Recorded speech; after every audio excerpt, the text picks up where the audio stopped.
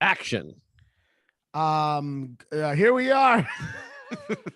This is the first time. I mean, I've been unsure each time, but this one would justify it. Me being like, "Oh, what are we doing?" You know, just because of everything going on. What do you mean? Oh, Well, just COVID? the world's falling apart. It makes sense that I'd be like, "Oh, what do we do?" But I've done that on every time you say action. I seem unsure. So This is a film podcast, right? The shot of you is very. I would set this up as a subtle thing. It's a good shot, right? What? Yeah. You know why? Because it's a sync, and you are syncing the podcast. And it would be a subtle thing as a director that I chose to have you in front of the sink. Yeah, sync. And the last time we did it on the couch, which was syncing. Oh, It's always syncing in my world. By the way, did you drop something at 4:45 this morning on the floor? Is that possible? And knock something over? I thought the Wet Bandits were at my house. Yes, I did. What was that? I dropped my coffee cup. Why? Where were you up at 4:45? I woke up in the middle of it because I went to bed early. Is my bedroom right above your bedroom? Of course, yeah. We have identical apartments. That's too much. That's too much. We're too close. That's crazy. Dude, I'm not kidding. I woke up and turned the lights on like Kevin McAllister. I like ran all the way down. I ran through the house, turning the lights on. I thought someone was coming in. I woke up at I went to bed kind of early, so I woke up early, and then I had some tea to get me back to sleep, some CBD lemon balm tea. And I think after I drank it, you are a lemon bomb. I was watching something and just dropped the cup. It was my James Corden cup. I was really worried. You probably heard me say "fuck." No, I was like sound asleep. I took 7 NyQuils and shoved them up my ass, and like just hear like blah blah blah. Like I fucking sprung up, and I was like, I think that was Raanan, but I turned the lights on just in case to spook away the WB. Yeah, this is all your fault. What do you think was going to happen? You asked me to live above you. You think it was going to be quiet? You think it was? No, I fucked up. I did. I fucked up. I'm bummed. I have this thought. I don't know if I said this. Like, if I am such a klutz. Like, I know everyone says they're a klutz, but for me, it's like insane. Like I literally I was at getting coffee and food with someone the other day. The food came, I spilled it immediately, like all over everything. Like the food, like the tray sat down, and literally I went to like get the granola and spilled it all, like immediately. And I think if I was intentional with all these things, I would be like an amazing slapstick comedian, because I do some like incredible stuff. I've had like my shirt thing get stuck in the doorknob and be like, whoa, and just like fall down. I'm like an accidental Kramer. Well, Kramer's an accidental Kramer. Michael Richards is the comedic. Well, yeah, I'm Kramer, not Michael Richards. Yeah.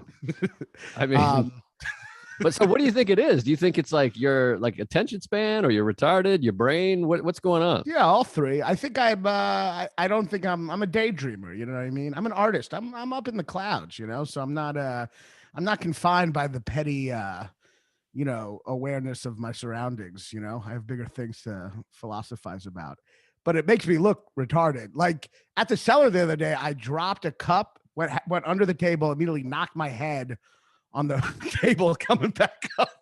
Like, it's just like insane. Yeah. Well, if you followed artist, me around, I don't you would spill love stuff. It. What? You're what? I said I'm an artist. I don't spill stuff. You're not going deep enough. Michael Jackson. Michael Jackson, when he was thinking of one of the songs, "Beat It" or no, Billie Jean. He was he was driving. His car was on fire. He didn't even notice. Wow. Yeah. And then he jerked off on a kid's butt. Did he jerk off on a kid's butt? Didn't he? Did I misunderstand this whole film? We had this argument before. I didn't watch the documentary. Did he not actually fuck anyone? I don't think so, but I don't know. Wait, I might be confusing. Jerk off on a butt. Well, yeah, Harvey Weinstein jerked off in a plant. I think they said that in the documentary. I think they like sat with their like butts in the air, I believe. Do people like, I mean, I know what he did was awful, but is anyone like, well, he didn't fuck them. At least I guess there was some line even for him, I don't know. I think maybe he did. Now I'm confusing. I'm confusing the Woody Allen one with the Michael Jackson one, but I think I'm right. Woody Allen married an Asian woman. That was his big crime. And I think Michael Jackson, I think he put he put a dick in a mouth and but I don't think he fucked, because I think in his head he was like a little boy himself. Right. So he was like molesting, but from his perspective, I'm not condoning it, obviously, but from his perspective, he wouldn't fuck because he was probably like a little kid. You know what I mean? Yeah, so I guess so. Kid shit, well, whatever. It wasn't great. No, it was not great. But the songs were great. Well, yeah. Well, that's how good he is. Like people like with other people like with Louis or like Hart, like other people, they're like, well, I never liked his stuff to begin with. No one said that about Michael Jackson. No one's like, right. That's how powerful music is. No one was like, well, no, Billie Jean sucks now. Yeah. No one was like, no, the way he magically slid across the stage didn't impress me much. There was no, that's the power of music. There's no, I never liked him to begin with musicians who get me tuned. No, there's some of that, I think. I mean, if it's like, well, yeah, I mean, if it's shitty, but for the great ones, you know what I mean? Right. No one was like, R. Kelly sucked. I mean, I'm sure somebody was. I mean, I think R. Kelly sucks. I don't give a fuck about R. Kelly. What? That was the most random thing. All right. Well, here's Raanan. I hope your glasses break.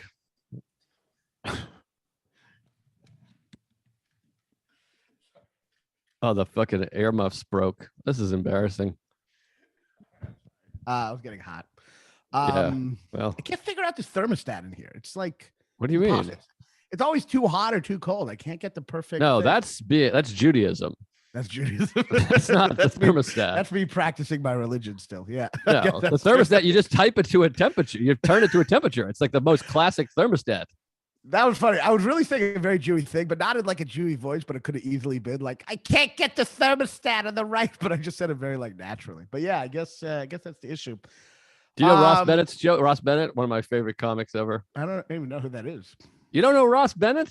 Mm. Oh, my friend, get involved in the Ross. I don't know what's online. He's one of these guys. He's like, 70. So I don't know what's online or what his albums are. Whatever. Yeah.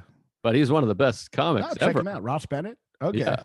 But he had a great bit. No, he's not he's a New York guy. But he had a great bit about how his dad, when he was a kid, his dad would adjust the thermostat and then look at us as if he got the temperature right and have the family he always wanted. And he does like an act out. He's like, oh, that's great. But isn't that kind of his dad's joke? No. Oh no, his dad wasn't making that joke. His dad wasn't doing that. Okay. He's saying, okay. what? All right. Okay. Sorry. Fucking weird. Hilarious. What do you think? My dad used to hit me. Hey, that's your dad. It kind of is. I guess. What? For a second, I thought you were saying the dad like was doing that as a joke. But, no. What do you think the best one-liner of all time is? What a basic misunderstanding of comedy. I don't really like. understand. Do you think when people say things like that, you're like, wait, his dad said that? I don't actually, for being a comedian, there's a lot of jokes I don't get a lot of times, especially wordplay, like punch shit. I never get. The best one-liner of all time. Yeah. I mean, that's tough. This is like our podcast. You do these categories, and I'm like, I'd have to spend time thinking about that. I mean, what's the difference between a Jew and a canoe? A canoe tips. I mean, that's pretty good. Well, I was talking about like an actual great comics one-liner, not a anti-Semitic fucking street joke. You ever hear Bill Burr's bit about that? He's like all these street jokes. He's like, somebody wrote that. He's like, first of all, he does that joke, the canoe tips. He's like, that's better than anything I've ever come up with ever. He's like, that is like the most perfect joke. And he's like, and somebody wrote that. Right now, there's some genius who's writing the best jokes ever, but he can't get a job because he's just too racist and homophobic. Like if someone tried to hire him at a TV show, he'd be like, what about these blacks? Like, all right. I guess that's why they're street jokes. There was one guy writing a racist joke, and then he's like, I can't put my name to it. And now it's a street joke. Now it's a folk joke, Yeah. That's a great joke. Yeah, it's funny. I was I think the best in terms of structure. I mean, this is the Woody Allen. You see this watch, my grandfather on his deathbed. He gave me this. He sold me this watch. I mean, you just fucked it up so bad. I mean, I'm like a civilian. I'm becoming. I'm not like a comic today. I'm like, what was the joke? Was that his dad? I'm like, but what was that old Woody Allen joke? The eggs and the chicken and. So funny. I mean, that was insane. The greatest joke of all time. My dad gave me this watch on my. No wait. He sold it to me. You see this watch? My dad on his deathbed. He sold me this watch. That's the best, right? That's pretty great. Yeah. God, they're both our favorite jokes are about Jews being stingy. Well, the other great one, I mean, my favorite street joke ever is the Jewish restaurant where the waiter comes over and says, is anything okay? That's a great one. Yeah. I mean, I always love I always thought it was so funny. Like The one where the serial like pervert killer is walking with the little kid in the woods to like, and the kid's like, it's really scary out here. And he's like, you think you're scared? I'm the one who's going to have to walk back alone. Oh yeah, that's fun. That's such a funny joke. Yeah, a lot of great joke. I mean, I just love a good joke. Well, my favorite, well, now we're just doing street jokes. Yeah, whatever. The gay couple, they're trying to mix it up sexually. And the gay guy says, or they're both gay guys, but the guy says, all right, let's mix it up. Let's play a little game. I'll hide. And if you find me, I'll blow you. And the other guy goes, great. And then the other guy goes, all right, great. I'll be behind the couch. That's good. That's fun. I always loved this one joke where the stand-up told him it's a street joke, but who's the stand-up? He's like a libertarian who was a mayor, Drew something. He was really kind of funny. Oh yeah. I tell a story about him all the time. What's his name? He's like a big libertarian. Yeah, of Yellow Springs, of Dave Chappelle's town. Yeah. Oh wow. Chappelle lives in town. Drew Hastings, yeah. But it's a great joke, and he kind of explains why it's good. But like, there's a joke where a guy, a pedophile in a van, goes up to a little kid on the street. It's like, he takes out a bag of candy. He's like, hey, kid, want to come in my van? I'll give you a piece of candy. And the kid looks at him and goes, sir, if you give me the whole bag, I'll let you come on my face. We're going to get shut down. We're not getting any ads on this one. I can tell you that. Well, but I got a funny Drew Hastings story that reminded me. That's my favorite thing. Like sums up stand-up comedy and comics to me is we were hanging out in a circle. And someone was like, how's Drew doing? They're like, not good. He's gone crazy. He's like running for mayor. And you're like, only comedians would describe running for mayor as like bottoming out. Like anyone else, you'd be like, how's your son? Like, he's doing unbelievable. He's running for mayor. He's really but as comics, you're like, it's really getting ugly. He's trying to be a mayor. Yeah, it's rock bottom, man. He's in the second year in the Senate. It's bad. He hasn't been on Chuckle Fucks in two years. Yeah, he's just not even telling dick jokes and masturbating in a hotel room alone. Well, I always thought it was funny. I mean, like the fact that comedians will call other people civilians, like we're somehow working in the Pentagon, like that. The fact that we're like doing comedy in a shopping mall somehow makes us not civilians, you know?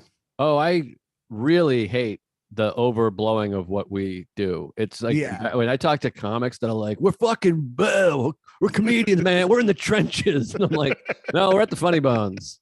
And yeah, I know. It's like we're civilians. We are very much civilians. Like if you work at the FBI, you're not a civilian, you know? Right. We are civilians, as civilian as you can get. But you don't want to overblow it, but you also don't want to be the guy who's like, we just tell dick jokes, you know? We're somewhere in the middle. Yeah. Well, that's why the best thing Louis ever did was that final episode of Louis. Well, I've talked about this all the time, but him and Florentine have that argument, that final episode. It's the best thing he ever wrote. Yeah, that was great. Because they're having, you can see it's both sides of a comedian's brain, where like Jim Florentine's like, it's a party trick. We're just people just get drunk and they go home and get laid. And then Louis, oh no, I'm like an artist. I'm trying to create. And both things are true at the same time, I think. Yeah, they are. I always said, and maybe it's like, I don't know. I always think like stand up out of all the art forms or whatever, it takes the least amount of natural talent.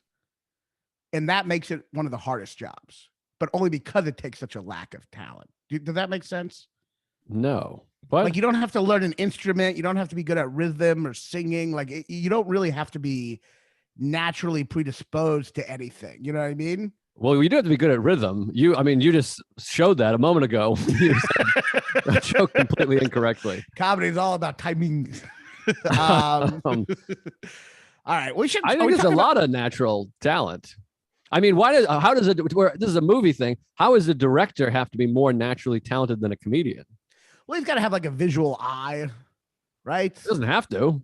I guess he doesn't. Well, maybe director doesn't take talent either. I don't know. Well, Sidney Lumet says director is the one thing on the job, the one person on the set who doesn't have a job.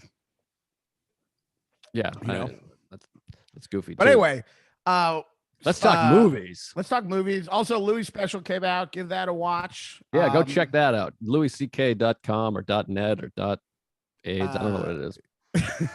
It's on there. It's $10. Yeah, $10. Yeah. So. Yeah, we're doing a general one today. We're just going to talk movies. We've done no planning for this. This is a real. Well, I think we should argue Schindler's List and The Pianist. I mean, we can argue a little, but I kind of want to rewatch both and have a real fucking fight, you know? All right. Well, I just want to tell you, But we can have a. I what? actually think we'll do a couple minutes. We'll do a teaser. Okay, we'll do a teaser. For I do think The Pianist is better because it quote goes deep, which is maybe the worst thing. That is, I would have a better time defending John Candy Sucks than Pianist goes deeper than Schindler's List. And here's my first complaint about Pianist. Stylistically, it's just too colorful. It's too pretty. It looks like it doesn't look like Schindler's List feels like the Holocaust. The accents, the German, the black and white, the sets, it feels like they're on location, and Pianist is like on a set. It feels very on set, and the color, it's just like pops. It's bright. It doesn't have, and the makeup is not as great. Like the dead bodies don't look nearly as real. Schindler's List feels so incredibly real and raw, and The Pianist does not at all. Well, can I throw something at you? It's not my opinion, but I do think it I do think it did affect it a little. I had a film professor who was like a Holocaust film guy, whatever, and he actually criticized Schindler's List, as some people do. I don't know if I necessarily criticized it for this, but there is a validity to this, which is that the black and white actually distances us from the movie and makes us think it was such a long time ago when it really wasn't that long ago. You know what I mean? It allows us to separate ourselves from something that was really at the time in that century, only like 50 years earlier, you know, or 60 years earlier. So there's something about the black and white that's almost, but see, this creates a false sense of comfort. I argue the same point for this movie. Really? Yes, because this movie takes me out. This makes it feel like it's fun, and it happened on a back lot with actors with makeup on. Like when I watch The Pianist, which I think is a great movie, and I love it. Yeah, I think it's a great movie. It's always hard when you compare movies because it makes it sound like you don't like one of the movies. We both love both these movies. I mean, obviously, I'm not like Schindler's List is a piece of shit. But The Pianist, I feel that exact argument for The Pianist. I feel like I could visualize somebody with purple eyeshadow painting a guy's face to look dead when I watch this movie. It looks like a put on. Where Schindler's List, I mean, the black and white it feels. I don't have that feeling when I watch Schindler's List. Schindler's List feels more real to you because it feels like the footage you may have seen. That's exactly the footage I would see of the Holocaust would be black and white. But in a way, to me, color makes it feel more modern, which is more to me like a reality, which is that the Holocaust was really not that long ago. You know what I mean? I agree. Don't act like I'm saying it was. I'm just saying people kind of like, they do kind of like, it is a comforting temptation to be like, this is a whole other period piece in history and a long time ago. I think Schindler's List, I mean, I don't mind the black and white. I think it's elegant.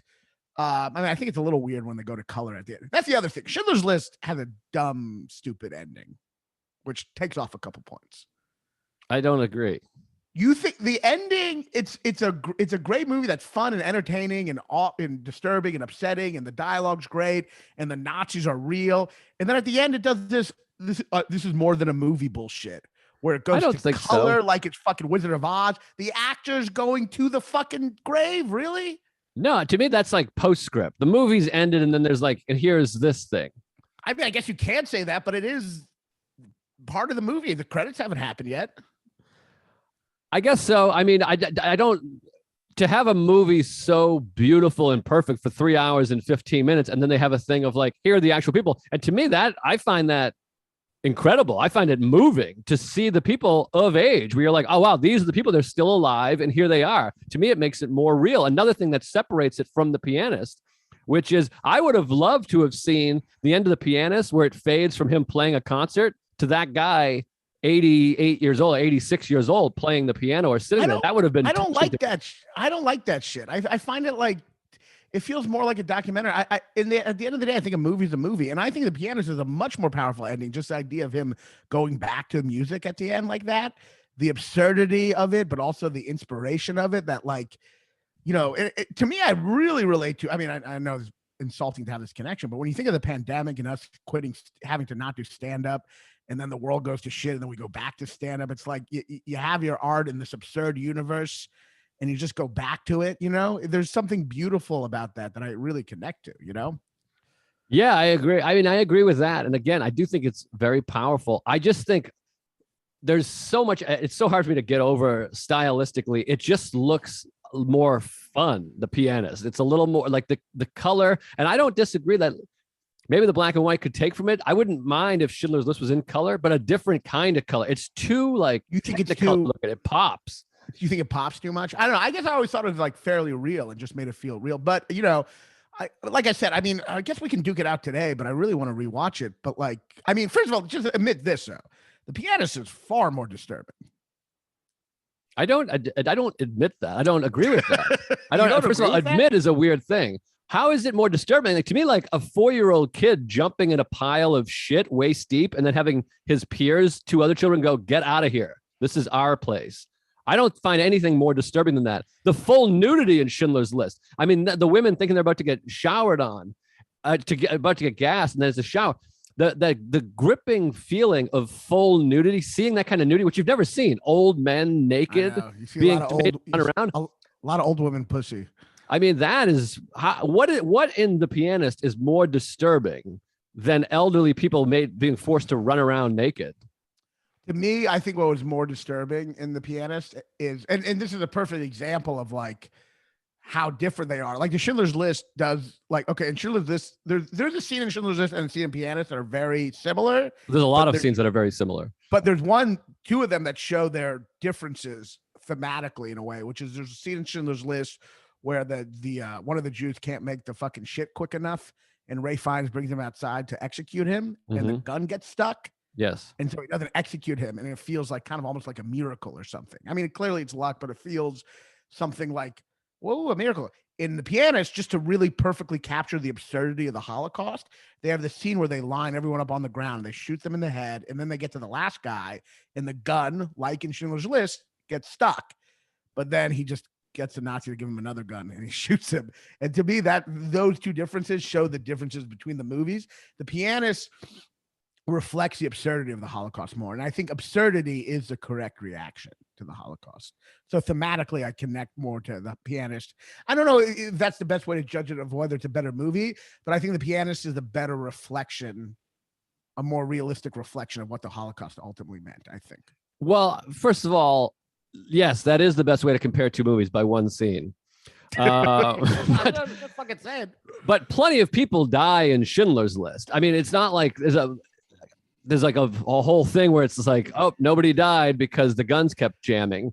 So that scene is Bible, and that just happened to be about a main character. That happened to one of the main characters, which I believe really did happen. And then he still gets beaten with a gun, and it's brutal. He manages to survive, but I don't know. Like, to me, there's plenty of horror in Schindler's List. I mean, I think more people die in Schindler's List. Yeah, there's definitely horror in Schindler's List, but I guess it ultimately, Schindler's List is trying to take something positive out of the Holocaust, which is him saving some Jews, which is positive. But to me, The Pianist goes deeper because it's almost about the Holocaust itself being this absurd, random thing. You feel the randomness, you know? Like you don't feel that in Schindler's List? You don't feel the random? I mean, there's countless people randomly killed in that movie. The setup of the movie ultimately feels like good triumphing over evil at the end. You know what I mean? Right. And I think that's ultimately like,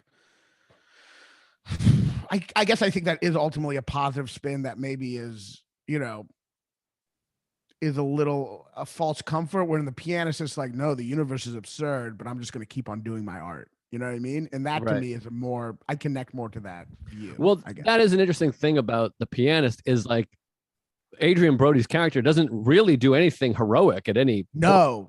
He just kind of keeps surviving via luck and the help of other people. To me, I guess I think it's a more real version of life, which is for most people in the Holocaust, it was just survival. And a lot of the Jews also, there are problems in Schindler's List. I mean, Schindler's List has some amazing stuff, but the Jews in that movie are all kind of like very innocent in a way. And it's somewhat of a condescending portrayal of Jews. While the Jews in Pianist, some of them are like really bad, which was a reality. Like it was a survival mode. Jews were put in this survival mode, and Jews are just like regular people. Some of them are good. Some of them are bad. Most of them are in the middle. So you see a lot of corrupt Jews, which I think is a much more accurate depiction of the Holocaust as well. I think the Jews are treated almost with like an innocence in Schindler's List that I found a little like, I don't know. I guess I found that a little condescending, you know? Yeah, I guess it is fucked up that he portrayed these people that were rounded up and systematically killed as innocent. But the Holocaust was a complicated thing where the Nazis put Jews into this moral gray area and forced them to also act in immoral ways. I'm not saying the Jews are to be blamed, but if you really look at the Holocaust in a realistic level, Jews were, forced into situations that forced them. That was the true evil of the Nazis. They forced the Jews into compromising their own morals. You know what I mean? I think is depicted in Schindler's List also in the scene that I'm talking about, where they're not like, come in and hide with us. They're like, get out of here. There's also the little adorable kid that shuts the door. They open the door to hide and he shuts the door being like, hey, get the fuck out of here. There's plenty of that in Schindler's List. Do you find that more disturbing? To me, one of the most disturbing things ever in The Pianist is when that woman asks where we're going and the Nazi just shoots her in the head. Oh, yeah. I mean, don't get me wrong. Pianist is plenty disturbing. No, it's incredibly disturbing. I know we're not like, no, I thought Pianist was really fun. I don't know. I relate. I mean, Schindler's List, I think Schindler's List is more entertaining. So this is where we'll get. You're going to probably call it sideways on me and be like, you fucking like Schindler's List more. You know it. You know what I mean? I think Schindler's List is more entertaining because the dialogue is like, pretty like, I mean, it's pretty funny and entertaining. Schindler's List. No, there's a lot of funny. There's just also more characters in Schindler's List. I mean, the relationship between Oscar and Ishak Stern that is true. Is just incredible. It's incredible and so and then Amon, whatever. Ray Fiennes is tremendous, and Adrian Brody is great, but I don't see it as like one of the great performances of all time. He's in a lot of makeup. He loses a lot of weight. That's not a performance that I am just blown away. I will give you that. Fiennes and Neeson are all blow me away. I will give you that. The triangle relationship in Schindler's List between all three of them is a very interesting dynamic. And Steven Zaillian, who also wrote The Irishman, so he knows how to do the triangular relationship, three people, and this tug of war kind of, which is what The Irishman is. And I agree, Pianist is much more minimal, and it really is about Adrian Brody surviving. It isn't about as much complex relationships. So I will give you that, which I guess would make me put the movies even, because I connect more to the themes of Pianist, and I think it is a more accurate depiction of how I view the Holocaust and its absurdity. I think if you make a movie about the Holocaust, it ultimately, to me, has to be one of absurdity as its like central idea. While Schindler's List is kind of forcing it into this kind of like good and evil, good triumphing over evil structure. But the characters in Schindler's List are amazing. And it has one of the best scenes, I think, in terms of writing, which is when Liam Neeson is on the balcony with Ray Fiennes and giving him the advice on how to feel, like literally trying to connect to him through his own sociopathology to get him to quit killing people. And he's like, as a king, he had more power by pardoning. That part's amazing. Like when he's like, he can't spell it. He can't just be like, hey, well, you're knocking off on killing all these Jews. Right, exactly. No, exactly. It's incredible. And there's nothing like that in Pianist. And then, of course, and then it goes to him doing it and pardoning several people. And then finally, there's some shit on his bathtub and he goes, no, fuck this. I'm not doing that. Again, speaks to what you're talking about is like, you can't change these people. Also, the whole Helen Hirsch, however you say her name, that whole angle is amazing. Her being his kind of slave and him wanting to fuck her. And then that whole sequence. And when he just unleashes and beats the shit out of her, there's just more moving stuff. There's more in Schindler's List. And the music is also better, I would add. The music is, that's definitely, well, Spielberg always gets the best music because he gets John Williams. So the script is better, the music is better, and the performances are better. Is what you're. Pianist is a better depiction of the Holocaust. And I think the Pianist, the part where he's playing music in front of that Nazi. Yes. To me, that is like one of the most powerful sequences in any movie. I truly do. This is where Polanski is so brilliant. I mean, he is the best at tension and thriller. The scene where he's carrying the pickles, which is also just so beautiful that this guy's now married to a jar of pickles, is just so beautiful. I mean, by the way, real quickly, we are just going to make this the episode. I know the movies well enough. I mean, I know that's what we're doing, but let's just commit to that. Great. So he's carrying the pickles. The scene where it is shocking and breathtaking in that movie where he drops the pickles and it rolls to a pair of boots and you're like, oh, time has passed. It makes it seem like this Nazi has stumbled across this thing of pickles and he's thinking, oh, someone must have been here because these pickles are on the floor. And then it cuts to another angle and you realize they're both there together and you're like, oh my God, I didn't think what? So for him to let it go is great. you But feel like he's just a ball. Like you feel like his whole movie, it just feels like pure randomness every moment and just luck. He just survives so many things, but it never feels miraculous, the survival. It always feels like luck. I feel like that really captures to me like the reality of it more. In Schindler's List, I do think, even though a lot of people die, I do think there is some kind of that Spielberg miraculousness under it sometimes that I don't think, thematically I agree with always, well, it is miraculous. I mean, first of all, 6 million people died. I don't know how many survivors there were, but less than 6 million. So, I mean, it is miraculous to survive. Also, some of it feels that way because The Pianist is about one Jew who survives the Holocaust, and Schindler's List is about a group of Jews that survives the Holocaust. So there is more miracle or whatever, but they're both about a Nazi that helps a Jew. One helps many Jews, 1,100 Jews, and one helps one. I mean, I think that guy did help multiple Jews, though, I read. That's a good point. Yeah, people don't realize that. The Nazi at the end of The Pianist did help Jews, and that was not that was not just one rare occurrence. But that is such an amazing part where, I mean, to me, him having to put his art on hold, and then the scene where he pretends to play the piano and hears the music in his head is so powerful to me. And I connect so much to that. And then when the Nazi has him play and he's like playing for his life, and then the Nazi like says, "What are you gonna do after the war?" And he's just like, "Go back to Polish radio." Like the fact that I'm just gonna go back. Like the absurdity of that. It's like so connecting to me. And especially with the last couple of years, it's like we've been hit with so much awful shit. And then we just go back to stand up. You know what I mean? Right. Life is meaningless and cruel. And then we just go back to our art. And to me, I guess Schindler's List, the characters are more interesting and dynamic. I guess Pianist connects to me more on a personal level. Like on a personal level, I guess. And that's what ultimately movies mean at the end of the day. Pianist, the ideas behind the Pianist connect to me as an artist living in an absurd world. I feel like it's closer to a representation of my reality.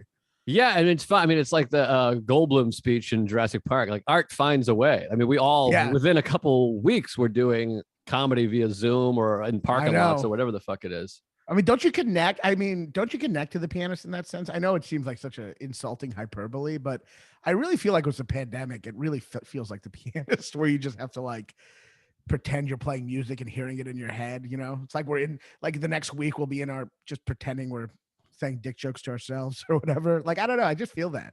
No, The Pianist is powerful and it's great. I think the main thing that takes from it is stylistically. I wish it was shot on different film or whatever it is. Like, I wish it looked like Dog Day Afternoon, which feels so real looking and raw in color. I just feel like it's bright and it pops and it looks like a set at many times. But I do also love, I do love that, like, you never hear from his family. He never mourns his family. He literally just gets pulled out of the line, watches his family go off. We don't hear from him. We don't know what happened. I mean, we know what happened. Yeah, but he doesn't mourn them at any point or anything like that. It's like, all right, off I go. He doesn't have a chance. I mean, it's just like it shows life in all its harshness. And then you see a family dead as he comes back, like after he gets saved, you see like a family who's dead on the street. I mean, it's just so hopeless. Yeah, and I can see why you don't relate also, because he has no heroism. He's not part of the resistance at all. Like, he's just watching other people fight and die for the cause. I think that's why I connected. He's just sitting there being like, oh geez, I hope that works out.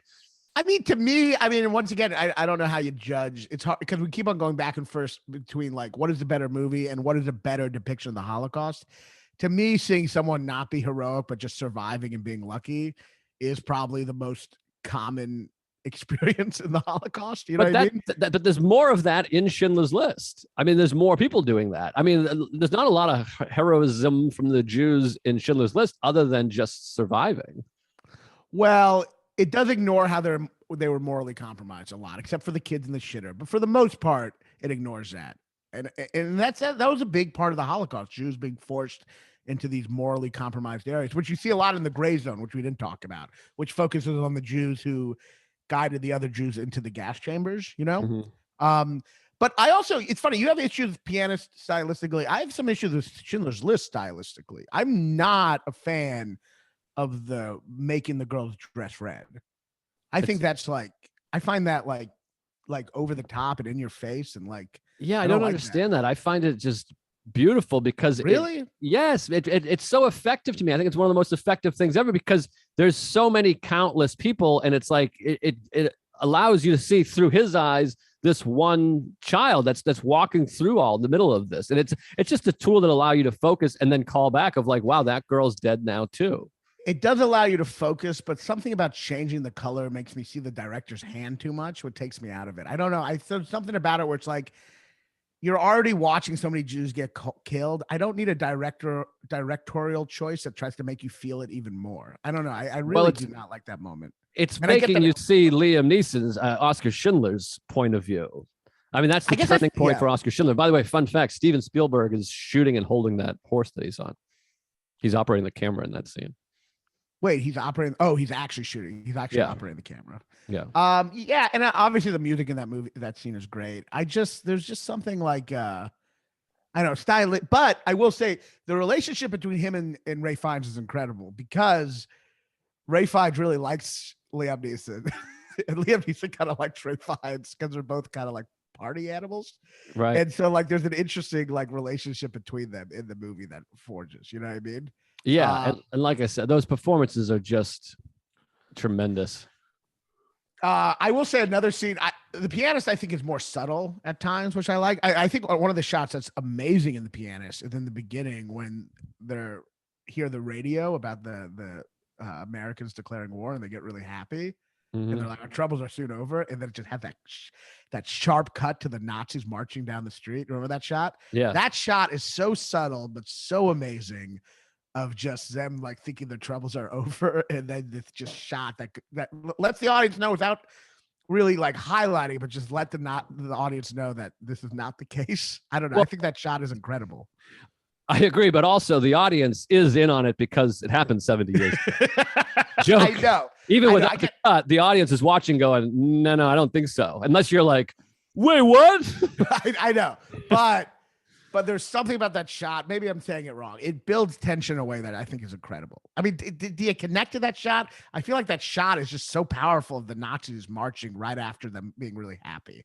It's just contrasting two images in a way that builds tension so beautifully. No, it's great. I think it's beautiful. I just keep thinking of all the great moments in Schindler's List. The women on the wrong train, they don't realize it, and they think they're getting saved. And that little kid doing this is so effective. And only one woman sees it, and she kind of has this moment of like, oh, wait a second, what? I know. It's so fucking effective. And they both have similar things too, where it's like you think they're freed, but they're on the wrong train. And he's finally free, and he has the Nazi jacket on, which makes me so upset that he walks out with the coat on. And the piano. I mean, that part's incredible, though. It is. It's so shooting at him when they start shooting at him. But it's also like, God, take that coat off before you walk out there. Of course. And that's like a weird like punchline at the very end where he's like, "Why are you wearing that coat? I'm cold." It's like a little bit like. Well, Polanski always has a little weird quirkiness. You know what I mean? And there's weird quirkiness in that movie, but I really feel like one Schindler's List. Halfway through it gets to the Jews who's going to save, they do feel like a little protected, just kind of in the movie. And in The Pianist, at no point, like when he puts on that Russian coat, you're totally prepared to see him get shot right there. The movie does an amazing job of showing how there is no protection, and you feel it on a visceral level. The luck, you feel it on a really visceral level, where I do think in Schindler's List he might not admit it, but I think at the very core of Schindler's List, there's a biblical feeling in there of Moses, like saving the Jews kind of, and there's a biblical thing where he is protecting them. I guess I think there's God in Schindler's List in a way where there's not in The Pianist. And I think The Pianist is a more, accurate, that reflection is more accurate to me. Because you do feel like Schindler is ultimately this spiritual protector of them. Right. I mean, they're both metaphorical for all of our lives in that you can think whatever you did, you work as hard as you want, but we all are whatever level of success and health we are because of luck and help. Yes, luck and help. Schindler's List is more help. The Pianist is more luck, though he does get helped a lot. I mean, that's also like they both are. They both get lucked and helped. I mean, it's lucky to have been helped. Yeah, yes, of course, yes. That's incredibly good fortune in anyone's lives. Yes. but I really hate this memorial bullshit at the end of Schindler's List. I know you imagine it at the end of the at the end of the movie, but it's not. The black and white turns into color, which makes me feel like I'm watching Wizard of Oz, which is like, Yeah, I it's guess it just doesn't take. It's similar to the Psycho, where like there's that scene where there's just this long explanation. It doesn't make the movie less great. I mean, I guess it does make it less great, but it's still great, and I can just go, oh, whatever. But I like the memorial part. I think it is interesting to see those real people. It does bring it home. It takes it away from the movie aspect, because you watch this incredibly entertaining movie, which is what a movie should be. And then it goes, oh, wow, this really did happen. Look at these fucking people. These people were there. They survived it, and they're still alive. Yeah, I guess, like, to me, it's like, how do you make a movie about the Holocaust where it's like the Holocaust was so ultimately hopeless? Even if people survived, like killing 6 million Jews takes away all the meaning from the world.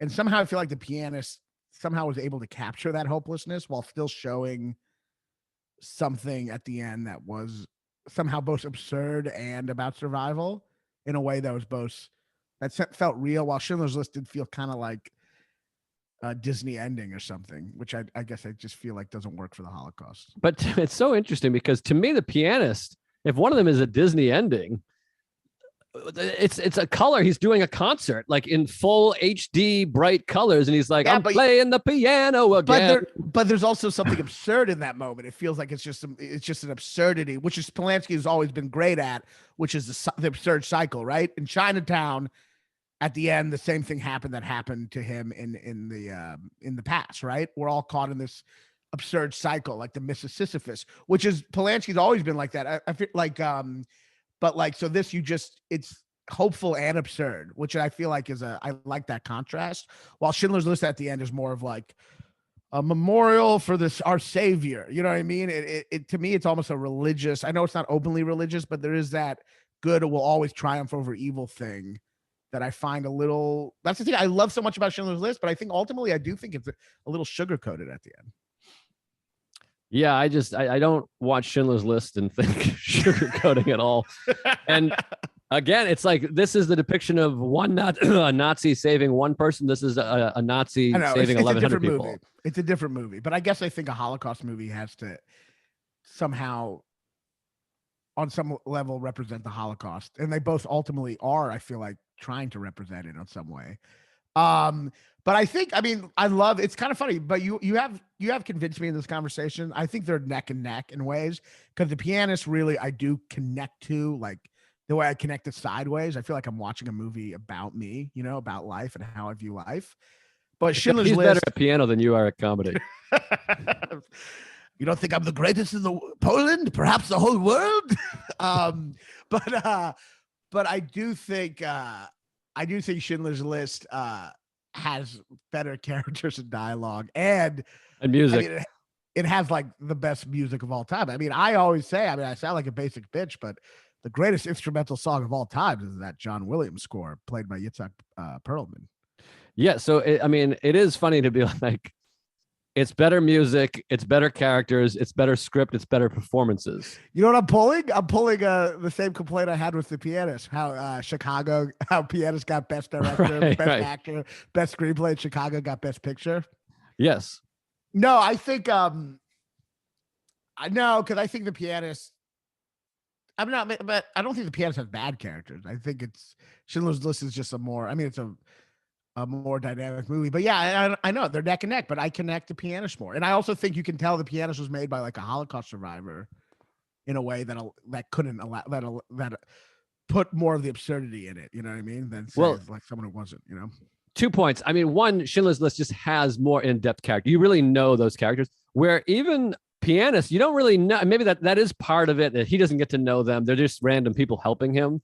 But there is part of you that's like, who is this guy? Who's this guy that's part of the resistance that's helping him? How does he know these other people? So you don't get to know any of them, which again is effective in that he doesn't get to know any of them. These are just random people grabbing him and helping him. It also leads to a line in that movie that's probably one of the most powerful lines of all time, which is what he says to his sister before they go on the train.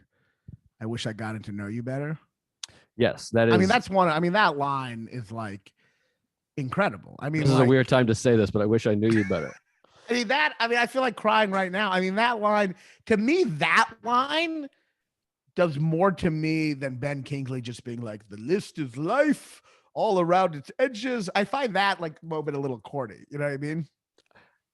That's shocking. I wish you didn't pull me away from the point of, yes, that line is great. To argue that with the Ishkat Stern part is just incredible. But no, that is incredibly effective. And it's in like the first third of the movie.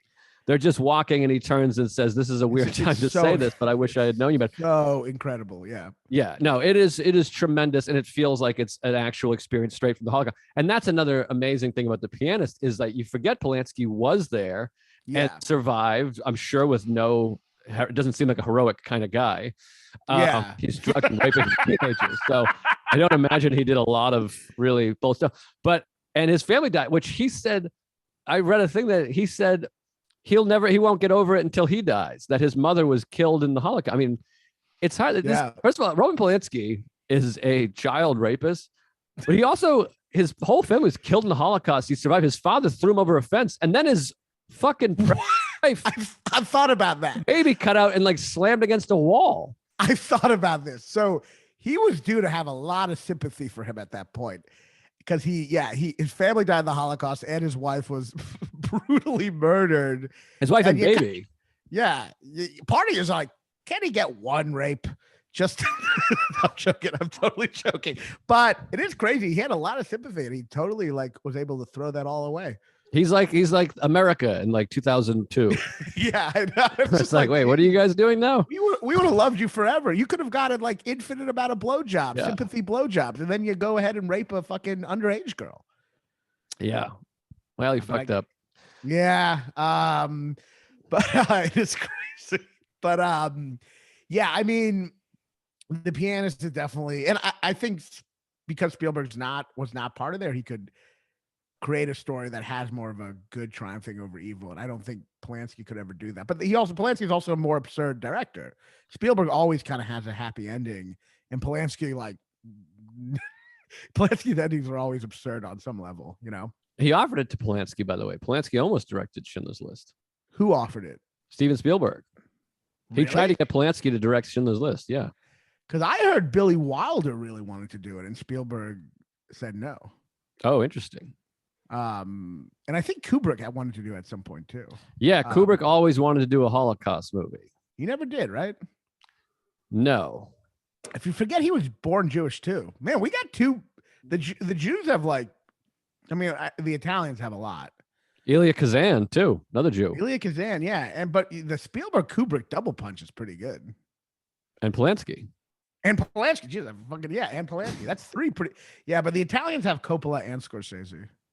Yeah. And I guess but mostly a lot of New Yorkers too. I mean, Coppola, Kubrick was born in the Bronx. Coppola's a New Yorker, and Scorsese. What are the good Boston directors? I guess I don't know. We're more music and comedy. You crush comedy. Yeah, comedy. It's just insane. Comedy is, you have like all of the greatest comics in the last. Like you have like Louis, me, Bill Burr, right? Bill Burr, Patrice O'Neill, Doug Stanhope. Doug Stanhope, yeah, that's like. I mean, you basically had the last list of great comics. I mean, Patrice, Burr, Louis. I think you could throw Dane. Dane was pretty good. Dane was good. Was Regan originally from Boston or no? No. Okay, so, but that's a good list. Yeah. Schindler's List, Joe's List. That's why you like it more because your name's in it. Oof. But based on that, I would have to like Inglourious Bastards the most because it's got a Hirschberg. Yeah. Boy, I'm so fascinated. It's funny, the Holocaust has become like this weird thing in my life. Like I went to Auschwitz and I've been to Krakow and I went to the ghettos in Krakow. I've been to Warsaw and I went to where they shot a bunch of Schindler's List is actual factory I went to. And then I was just in Berlin. I was at the top You're a big Holocaust guy. Yeah, I'm like a big Holocaust guy. And then Schindler's List is like my favorite movie. By the way, my favorite moment that we had was when you're like, when you're in Auschwitz, did you want to make jokes? And I was like, no. No. I didn't mean like you want to go there and like really bring your riff game on hard. I just meant if a joke came to your head, would you be like, you know what I mean? Would you be tempted to say it? You know, you should go. I know, that's funny. You've seen all the Holocaust stuff. I've read a lot of Holocaust stuff. I read Night by, you're gonna correct his name, Elie Wiesel, which is one of my favorite books. I'm obsessed with the Holocaust. Yeah, that's a good one. That's a good Holocaust. That book I read in 2 sittings. I read that book in like 2 hours. I mean, it's 20 pages. You're not really impressing me too much. Well, I don't read James and the Giant Peach like an asshole. I read about 3 pages and that's it. I got an attention span. No, Night is great. Yeah, I mean, the Holocaust is, obviously I feel like for me, it's such a big part of my life. And I don't know, I'm always been very fascinated in it. It's also crazy. Like, you think after the Holocaust, people would stop posting shit like, God really got me out of a couple jams this week. You know what I mean? Or like, thank Jesus I didn't get that parking ticket. No, it's funny because like comedians were so like, you could joke about anything. We're just joking. Fuck you. Yeah. I spent the day at Auschwitz and leaving being like, we shouldn't be joking about this. Like, I was like, I really had that thought of like, nobody should be making any cracks about this. This is crazy. And I mean, it is tragic plus distance, because when you're at Auschwitz, you're like, this is fucking insane. And it is crazy that we don't talk, like, people had a bunch of people had that point of like the Olympic committee guy was fired for like making jokes 20 years ago, but then Germany's still allowed to participate. That was Jim Norton, which is an amazing joke. There is part of you that's like, wait, why does Germany get to partake in things? Like, this is crazy. We let them back after like 2 years. I mean, like, this is insane. I know. Like, Germany should really. And then this talk of like debate of like, we found a 98-year-old fucking guard from the Holocaust. Should we really be trying him? And you're like, yes, yes. Germany came back before Louis was allowed to come back. I mean, like they had like a 2. It's crazy. I mean, it's fucking wild. It's awkward when it's a country though, because you gotta like do, you gotta fucking import and export and shit, and we want the BMWs. You know what I mean? Yeah. It's a tough situation. But no, I just went there and I'm like, maybe I shouldn't be fucking buying things in Germany. I mean, this is wild. But you forgive, you forget, or whatever. You don't forget, but never forget. Should we be trying? That's really fun. Should we try him? Yeah. No, they keep saying that. And remember, I think you might have been there in the park one time, and I was like, I think they should try every Nazi, and everyone. I was in the minority. Everyone's like, well, not the low levels. They were just taking orders. And I'm like, no, fuck them too. Fuck them. They're Nazis. It's just too many people, you know what I mean? I couldn't believe it was like 9-1, including Jews being like, "Oh, you're really some asshole." And I'm like, right, yes, I'm in the anti-Nazi camp. Yeah, it's tough when it's like a whole country. It's like the South and the Confederate War. It's like all of the, you can't fucking arrest all of them. But that doesn't mean you should have statues of their fucking leaders. But wait, what was I gonna say? I read this whole book about how Auschwitz. I read the darkest book ever, which was, what was it called? Blood. Fuck, I can't remember what it's called, but it was basically about, it basically literally was a book about the dark side of the Holocaust. It was hilarious. It was like darker than anything. God, I forget what it was called. God, it was great. Blood Grounds or something. It was about all the mass destruction between Stalin and Hitler. Bloodlands. But it basically said Auschwitz was one of the better places because Auschwitz was also a work camp. Right. So you actually had people who survived. Like, the fact that there's Auschwitz survivors, like there were no survivors of fucking Treblinka. Like the ones that were really bad, like everyone just died, Right. No, it's wild. I mean, it's crazy. I mean, 6 million people. That's fucking wild. Isn't it? Yeah, I know. Isn't it crazy when people like thank God for getting them out of like a little thing that's like really small? Like, isn't that just like insulting? Yeah, I guess so. I mean, everything is relative, but it does help. I mean, like gratitude is so important in life, and it's such an important exercise to feel happiness and joy in life. And when I watch both Pianist or Schindler's List, it does allow you to feel gratitude. I mean, it's like the exercise in stoicism of imagining. Like, just imagine that, like, randomly today, someone just rounded up all your family and just fucking shot them in the face in front of you. Yeah, I mean kind of nice, but I'd be like, I'll get about at least 5 minutes out of this. That's what my mom says. No matter what, it's good. She like realized that's like a way to. She'll be like, you'll get some good material out of it. She says that no matter everything. That's I don't know. It can be a little annoying sometimes, but yeah. So the Holocaust. Well, I ran working for you. I ran on the gym. I ran at the gym at the elliptical for a week and watched Schindler's List the whole time, which is I think maybe uncomfortable for the people around me, but it's kind of good to exercise too because it makes you feel grateful and it like no matter how hard the exercise. I mean, I know I'm on the elliptical; it's not that hard, but whenever I want to give up, I just see what's going on with them, and it like makes me not complain and keep on going. So I really recommend, and it's entertaining. I recommend Schindler's List for exercise at the gym. That's a deleted scene from Rocky. He cracks the eggs and he reads Night by Elie Wiesel. He's like, oh, Elie Wiesel. Whatever the fuck. Fuck him. But yeah, I love both movies. I mean, yeah, I'm gonna rewatch. It's making me want to rewatch both of them. But I think Pianist connects to me more. But Schindler's List is fucking great. And Ray Fiennes kind of makes Schindler's List, honestly. He's amazing. I mean, he's amazing. Why is the top down? I'm fucking freezing. He's just so like, yeah, he's just so real right away, That's his like first line in the movie. It's great. They're taking him through the ghetto and they're like, this is this. We keep these people here. We're killing these people. And they go, any thoughts? He says, why is the top down? I'm fucking freezing. Well, you know what it is? It's just like an amazing, because you just kind of relate to him right away. You're like, oh, he's a Nazi, but he's cold. I get it. I get cold. But then he shoots that Jew immediately. And you're like, oh, okay, never mind. I mean, there's so much great random death in Schindler's List. I mean, I think, I don't know. Rewatch them both. I mean, I think they're amazing depictions. And there's more death in Schindler's List, frankly. For sure. The movie does very good at, Spielberg really does good at the blood in the snow, the blood popping out into the snow. Yeah. And when the kids are being taken away in the truck and they're waving like they're having a good time. Oh, God, it's so fucking powerful.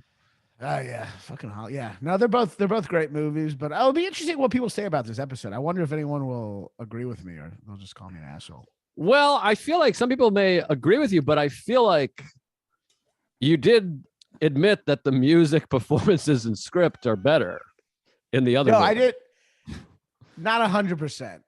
I think I don't think everything in the script is great. I think the characters are, and some of the dialogue is great. You're like, it's more entertaining. There's more laughs. There's more drama. There's better music. No, they're both great films. They're both great films, and by two great filmmakers, two masters, two great filmmakers, and who are great people apparently. Two of the really good guys. Spielberg doesn't have any controversy, right? No, I think he's just known as being like the nicest guy. But maybe he's probably been on fucking what's his toes airplane on his island or whatever. I'm sure Jeffrey Toobin, whatever guy. Yeah, it's tough. I feel like a lot of people were, but I don't think he was like a big donor. So I feel like a lot. I mean, it's hard for conspiracy theorists to realize this, but I feel like a lot of people were on the island but didn't know about it. Yeah, I'm sure. People went to the island and they're like, "Yes, did you want to fuck a kid?" And he's like, "What's that?" Well, but then they didn't say anything. That's the thing. I guess it is hard.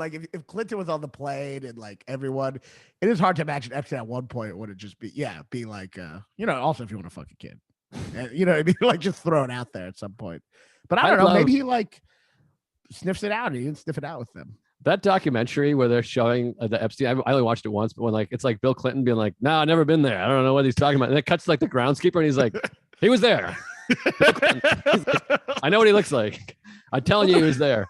It's just so funny when you're like this. There was that it was basically a Monty Python sketch where they interviewed, what was it, Prince Andrew or George? Which one was it? And I was never there. And he was Prince here's Fielder. The document showing that you were there. And here's a picture of you right there fucking a kid.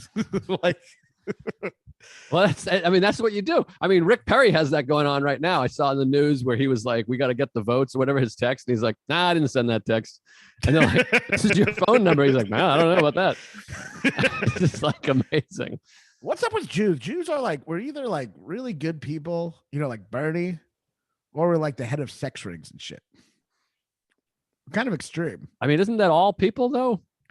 I mean, just couldn't you say that about Irish people, black people? Nah, because Jews are surprisingly pretty successful. So we've gotten to the top of good and evil. Are Jews successful? Do you find?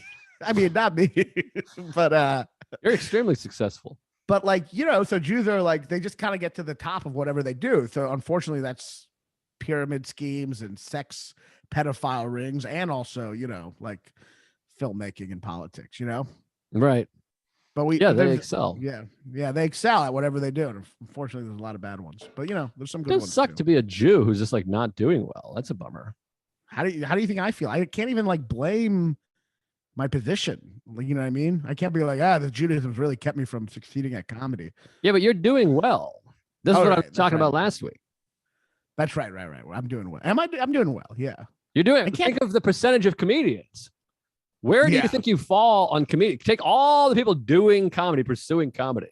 You're in like the top 4%. Yes, but I was also probably there like 7 years ago when I was taking a Greyhound to fucking North Dakota just because I was like headlining clubs, right? Yeah, I don't know. I mean, I did the Letterman show and was featuring and making like netting $11. So I don't have much empathy. And my people have no success. We're fucking idiots. The Irish, yeah. Yeah, we're like if you can be like the captain of a fire department, that's you're topped out. It's like a fire chief. Hey, you know what I'm thinking about? I mean, this is an awful thing to say, but you know how everyone's like giving Pete Davidson like, how is he fucking all these women? Yeah, he's kind of getting the fireman pussy his dad never got. So yeah, that's a good point. Out, yeah, right. Because he died. So if he would have survived, he would have got a fireman pussy for the rest of his life. And Pete's just getting it for him, which is nice. By the way, one Irishman reached the pinnacle. He became the president of the United States, and they shot him in the face like 2.5 years later. Yeah. Well, like, go back to the fucking police station, you fucking Irish bug. I mean, but I don't think they were killing him because he was Irish. But like, but a Jew has not yet become president, and if he did become president and he did get shot, it would be 100% because he was Jewish. I don't know. We haven't become president. We haven't even become vice president. Well, that's not the part I'm arguing. I'm like, no, we have. You have. Well, no, didn't Joe Lieberman get close? He did something. He was Al Gore's ticket, but Al Gore fucking, yeah, he lost. He didn't become president. Yeah, yeah, he got a little popular. Won the popular vote. Yeah, that's true. Yeah, I mean, it's just crazy that there's been a black president before a Jew. That's so insulting. Do you ever get mad? We shouldn't talk. Americans hate black people. What? We shouldn't talk politics if people hate us. But like, does it ever bother you that like we haven't had a woman president because this country's not ready? It's sexist. And you're like, but a woman got the most votes ever. Yeah. It's just a bad system we have. It's a bad system, but most Americans voted for a woman. Yes, she did get more votes than a white, straight man. And she fucking sucked, and she still got more votes. Yes, she's like the worst. So it bothers me that people are like, we're not ready we'll never have a woman president. This country's too misogynistic. And you're like, she got the most votes ever. That's the thing. Yeah, it's just a bad system. Yeah. No, that's a great point. It is funny that we have our first vice president woman and like she doesn't talk. Like she's completely, I don't know what's happening. I think she says the N-word whenever she gets on camera or something. I don't know. But I think what it is nobody likes her. Nobody likes her, right? No. Yeah. I think nobody is a fan. So they're like, just you be quiet and stay over there. I think like some of the Indians like her whenever she pronounces some Indian word and they're like, oh, we're represented. But but that's pretty much it. Yeah. Well, this is certainly going to be we're going to have the most comments ever. Yeah, I know. But this is a good one. I'm glad we did it. Yeah, it's kind of weird. We kind of tentatively were like, the trailer became the movie, but whatever. I realized I just remember both those movies perfectly, honestly. Yeah, it's great. It was a great episode. I thought it was fun. I'm sure people will be upset at us for some reason or another. We have to call this Schindler's List versus Pianist. That's really funny. Okay. All right. I'm going to upload it right now. All right. Yeah. Upload it and send me the shit. All right. This was good stuff. Yeah, this is great. All right, buddy. What are you doing? When are you leaving? I leave tomorrow. Okay. And I'm at the cellar one last time just to try to really grab COVID before I head to my mother-in-law. Oh, you're there tonight. What time are you there tonight? I'm there at 11. 10 o'clock. I wonder if I should cancel, though. Yeah, I know. Well, maybe I'll see you today. Maybe we'll do something. All right, yeah. Hit me up. I'm clean. All right. Talk to you soon, buddy. Peace. Cut.